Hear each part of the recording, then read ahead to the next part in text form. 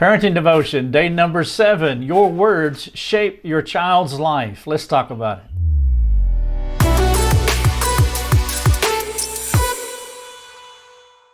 I had a conversation with my son the other day, sharing with him how he would be my replacement.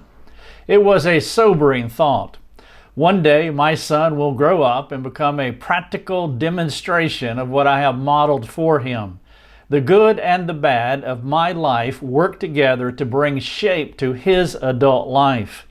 The verse that I have in mind with this parenting devotion, number 7, is Ephesians 4:29. Paul said this, "Let no corrupting talk come out of your mouths, but only such as good for building up, as fits the occasion, that it may give grace to those who hear." When I am older and my pace slows down, my son will jog onto the field of life, take the ball from me, and run into the next generation. He will probably assume the role of a husband and maybe a father, as I go to the sidelines to join that cloud of witnesses with the other aging athletes that are past their prime. I will become an observer of my work in his life.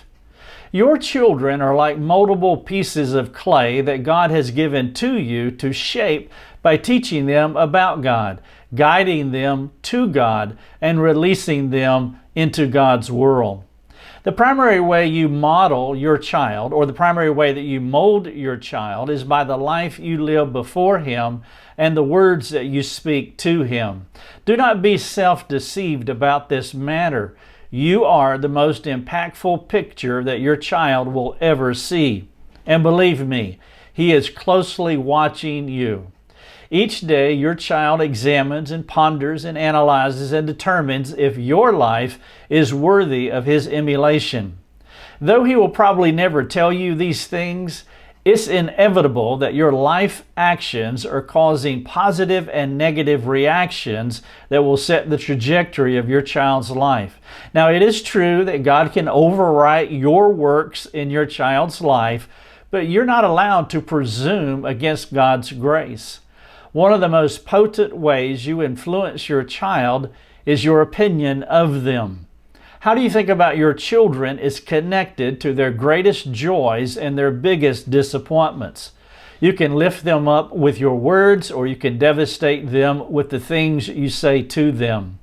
Your comments are like ready soldiers that march off your tongue to destroy or build up individuals. Now, in that way, you are no different from your children. The opinion of your Heavenly Father means everything to you.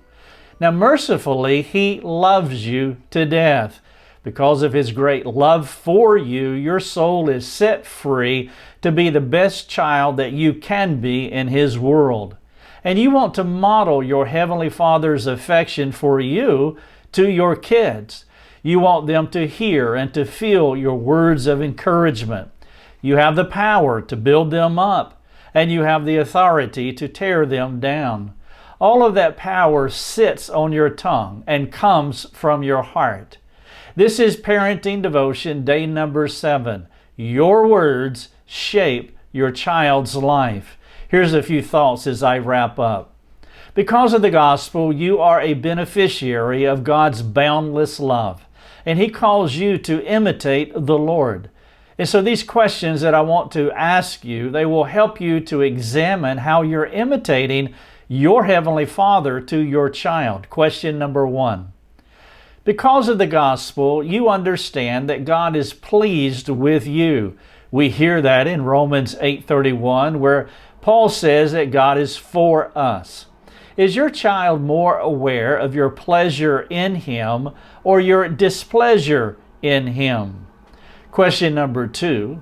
The gospel speaks peace into your chaos, and it transforms you. How are you speaking into your child's life to bring God-glorifying transformation to him? And then finally, question 3. You act out the gospel by serving rather than expecting others to serve you. What concrete and practical ways are you serving? Are you helping your child? Parenting Devotion, day number 7. day number 7, talking about how our words shape our children's lives. Thanks so much for watching.